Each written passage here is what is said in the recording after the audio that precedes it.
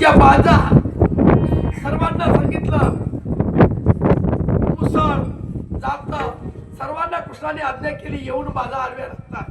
हा बाबळभट पडू लागला. पळता पळता काय त्याची अवस्था झाली महाराज सांगतात.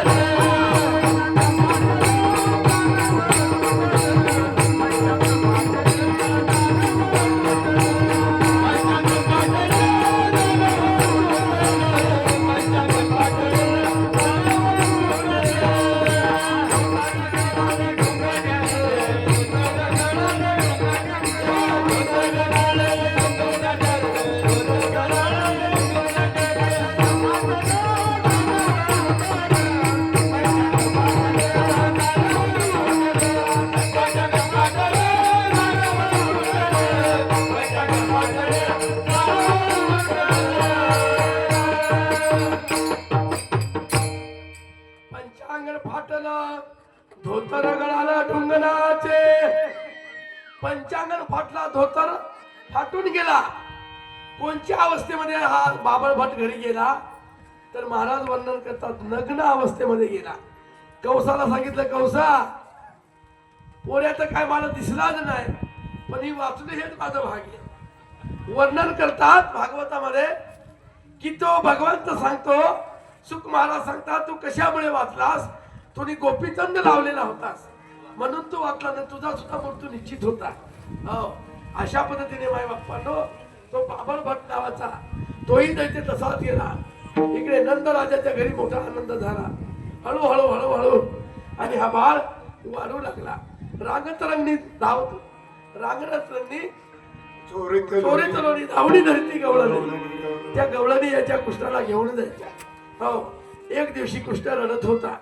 रडता रडता त्या ठिकाणी उगा राहिला. शेवटी काय झालं माय बाप्पानो, तिकडनं गवळण आली. त्या गवळणीने विचारलं, माते कृष्ण का रडतो?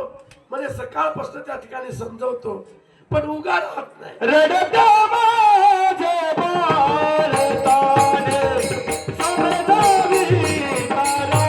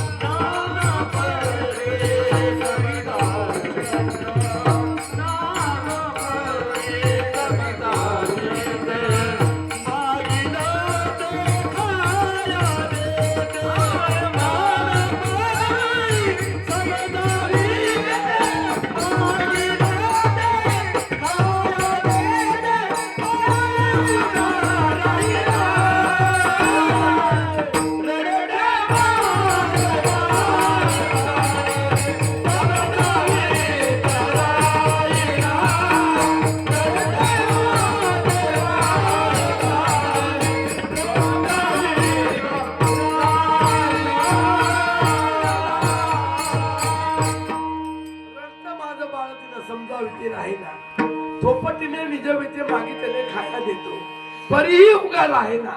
अशा पद्धतीने त्या ठिकाणी ती गवळणी घेऊन गेली. घेऊन गेल्यानंतर त्या ठिकाणी त्या गवळणीने त्या ठिकाणी गवळणीकडे घेतल्यानंतर ती रडण्याचं थांबलं. रडण्याचं थांबल्यानंतर त्या ठिकाणी घरी नेलं आणि दरवाजा लावून दिला. त्या गवळणीने सांगितलं, कृष्णा अरे काय तुझं रूप आहे, किती सुंदर आहेस तू. कृष्णा जर मोठा झाला असतास तर तुझ्या बरोबर काही गप्पा गोष्टी केल्या असत्या. तो भगवंत होता माय बाप्पानो.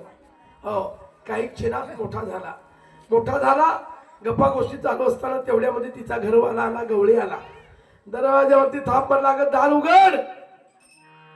त्यावेळेस ती गवळण त्या कृष्णाला सांगते, कृष्णा अरे लहान हो बुवा. काय कृष्ण सांगतो, मला लहानाचा मोठा येत आहे पण मोठ्याचा लहान होता येत नाही बुवा. तो मंत्र विसरून गेली. गवळण घाबरली, बापरे आता कसं होईल.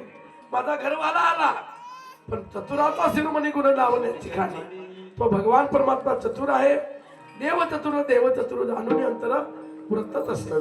भगवंत लहान झाला, दरवाजा उघडला, त्या गवळ्याने विचारलं की कोणाबरोबर बोलत होतीस? कृष्णाला भात भरवत होती म्हणे.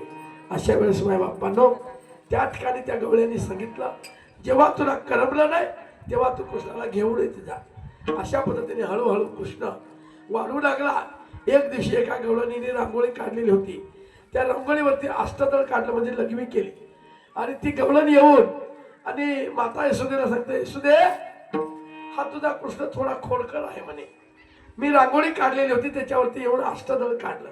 त्यावेळेस मातेने समजावलं, अरे बाळा असं करू नये. परंतु त्या गवळणीच्या बरोबर काही गवळणी आलेल्या होत्या. त्या सांगत होत्या की माझे बीजे घरी अशी खोडी करायला पाहिजेत होती, त्याला शिक्षाच केली असती म्हणे. हो, त्यावेळेस कृष्णाने सांगितलं, थोडा थांब, एक दिवशी तुझ्या घरी येईल. आणि हळूहळू हा कृष्ण बागडत असताना खेळत असताना कोणीतरी सांगितलं की कृष्णाने माती खाली म्हणे. माती खाली, माता यशोदेने काठी घेतली आणि कृष्णाला सांगितलं आकर. जेव्हा तोंड उघडलं त्यावेळेस माझ्या बाप्पानं या पूर्ण ब्रह्मांडाचं दर्शन झालं. माता यशोदा सांगत होती, हे काय मी बघतो? भगवंतानी मनामध्ये विचार केला, या मातेला जर हे माझं खरं स्वरूप कळालं, माझं खरं स्वरूप जर कळालं तर मी मुलगा आणि तू आई हे प्रेम जर माझ्यावर आई प्रेमच करणार नाही. आणि त्याच्या वेळेस भगवंताने ती माया काढून घेतली की तू आई आणि मी मुलगा. अशा पद्धतीने माता यशोदेला माय बाप्पानं त्या ठिकाणी बाळा अशी माती खाऊ नको. महाराज सांगतात, अशा पद्धतीने एक दिवशी सर्व गोपाळ मंडळी जमा केले. गोपाळांना सांगितलं, गोपाळांनो, अरे आपल्यामध्ये दही दूध तूप लोणी असताना, एवढ्या गोकुळामध्ये दही दूध तूप लोणी असताना आपल्या तब्येती का म्हणे अशा आहेत? त्यावेळेस माझ्या बाप्पांनो त्या गोपाळाने सांगितलं, अरे कृष्णा काय सांगू, सर्व दही दूध त्या मथुरेला जातंय. त्यावेळेस कृष्णाने सांगितलं, तुम्हाला दही दूध खायचं म्हणे? हो, मी सांगतो ती सामग्री आपल्या बरोबर ठेवावी. सर्वांना सांगितलं, गाळलेली माती असू द्या, सर्वांकडे खड्या असू द्या, सराटे असू द्या, आपल्या मापाची आपल्या उंचीची काठी असू द्या. त्या गोपाळातील एकाने विचारलं, कृष्णा अरे काठी कशासाठी म्हणे? एखाद्या घरामध्ये वरती मडका असेल ते काठीने फोडायचं आणि आपण दही दूध खायचं. दुसऱ्याने विचारलं, कृष्णा काठी बरोबर आहे पण हे खडे कशासाठी? एखाद्या घरामध्ये जर अंधार असेल तर आपण खडे टाकायचे, कोणत्या कोपऱ्यामध्ये ते मडका आहे ते आपल्याला निश्चित सापडेल. तिसऱ्याने विचारलं, कृष्णा अगदी खरं, पण गाळलेली माती कशासाठी? म्हणजे जर कधी आपण दही दूध खाऊन घराकडे परत येत ती गवळण जर जागी झाली झोपेतून, ती जर आपल्याला पकडायसाठी आली, तिच्या डोळ्यामध्ये माती टाकायची म्हणे. तो जरा अगोदर होता, त्यांनी सांगितलं, आणि ती जर बा चष्मा घालून आली तर नाही का? अरे मग काय करायचं म्हणे, आपण दरवाजाजवळ जे आपले काटे असतील ते सराटे टाकून द्यायचे. चौथ्याने सांगितलं, आणि ती बा चपला घालून आली म्हणजे नाही का? म्हणजे तर्क वितर्क करणारी मंडळी त्याही वेळेस होती, आजही आहे. का सांगायचं, आजही काय सांगतात.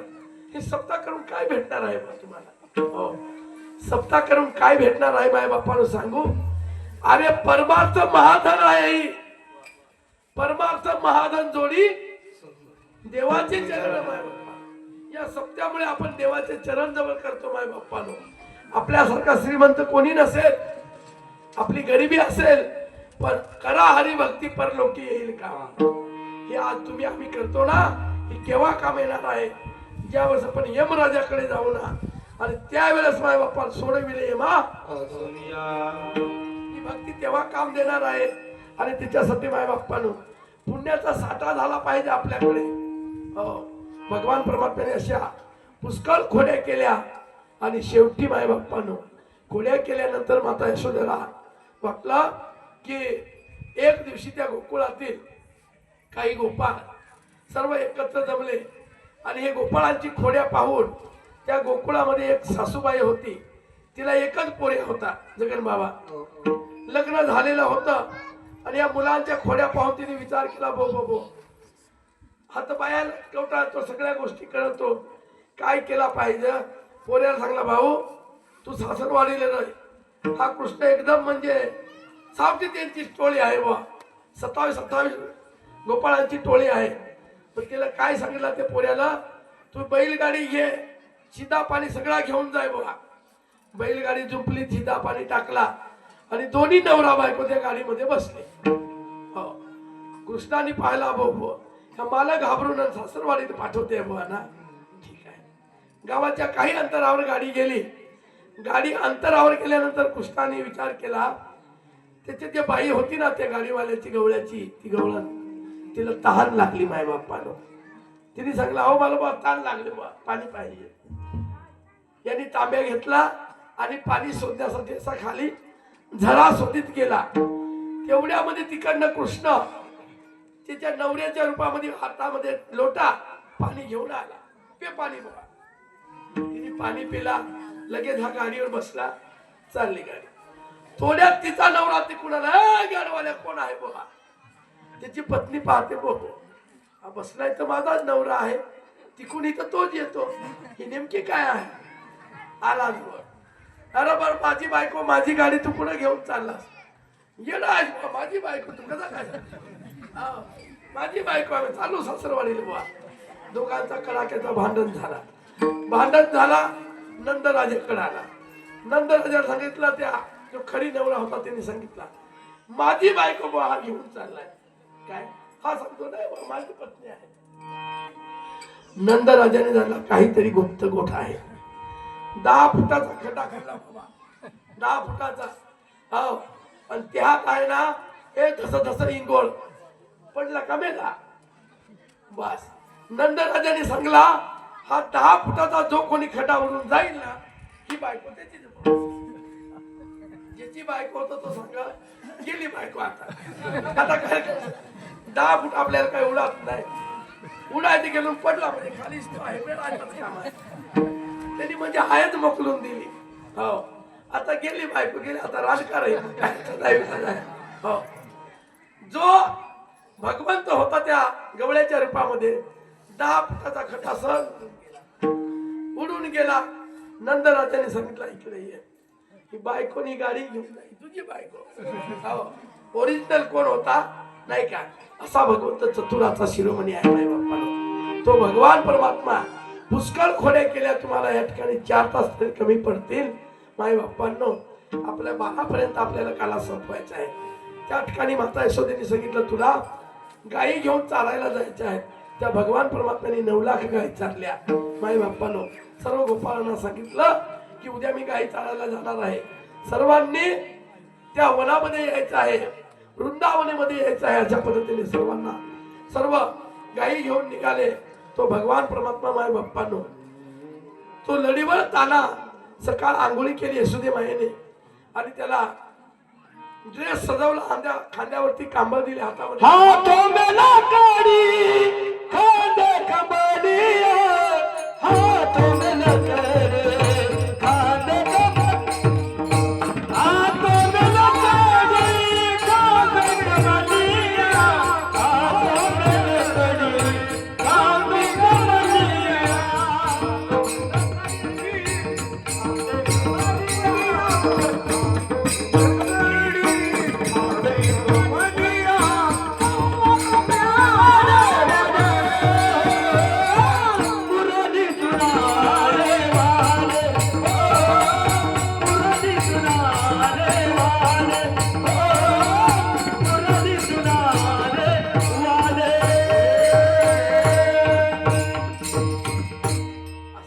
भगवान परमात्म्याने गायी चारल्या माय बाप्पानो. शेवटी भगवंतांनी सांगितलं की उद्या सर्वांनी शिदोरी आणायची आहे. काय?